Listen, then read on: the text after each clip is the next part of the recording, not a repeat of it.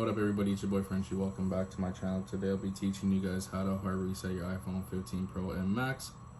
The first thing you guys are going to want to do is push the volume button up, down, continue to hold the lock button. Continue to hold the lock button until your phone completely turns off. Once you see the Apple logo, you can then release. Also, make sure you guys subscribe to the channel or you're going to lose internet for a whole year. And in this generation, losing internet is crazy, so make sure you subscribe or else you could let go if you haven't.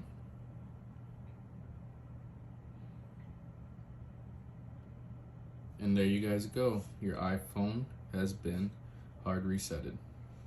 I'm a little earlier, but you catch my drift. And there you guys go.